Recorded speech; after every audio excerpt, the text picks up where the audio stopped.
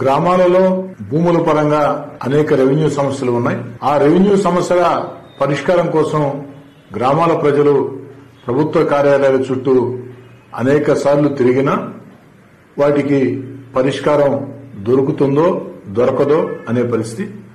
అందుకే నెల్లూరు రూరల్ నియోజకవర్గంలో 22వ తారీఖు నుంచి ఈ నెల 22వ తారీఖు నుంచి ప్రతిరోజు కూడా 2 గ్రామాల లెక్కన ఆ యొక్క గ్రామాల్లో భూముల సమస్యల పరిష్కారం కోసం ప్రజలు కార్యాలయాలకి రావాల్సిన అవసరం లేకుండా రెవెన్యూ యంత్రాంగం మొత్తం ఆ యొక్క గ్రామాల్లో ఉండే విధంగా 22వ తేదీ ఈ నెల 22వ తేదీ నుంచి రోజుకు 2 గ్రామాల చొప్పున రెవెన్యూ యంత్రాంగం అంతా కూడా ఆ యొక్క గ్రామాల్లో ఉండి రెవెన్యూ సదస్సులు నిర్వహిస్తారు.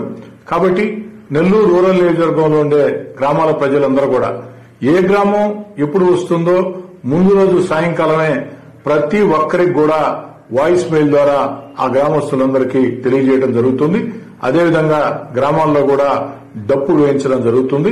కాబట్టి 22వ తారీఖు నుంచి నెల్లూరు రూరల్ నియోజకవర్గంలో జరిగే రెవెన్యూ సదస్సుల్ని ఆ యొక్క గ్రామస్తులంతా కూడా సద్వినియోగం చేసుకోవాలని, ఆ యొక్క సమస్యల పరిష్కారం కోసం పూర్తి స్థాయిలో నెల్లూరు రూరల్ శాసనసభ్యుడిగా మీ కోటంరెడ్డి శ్రీధర్ రెడ్డిగా దృష్టి పెడతానని చెప్పిన మాట ఇస్తూ ఈ నెల 22వ తారీఖున రెవెన్యూ సదస్సులు ప్రారంభం నెల్లూరు.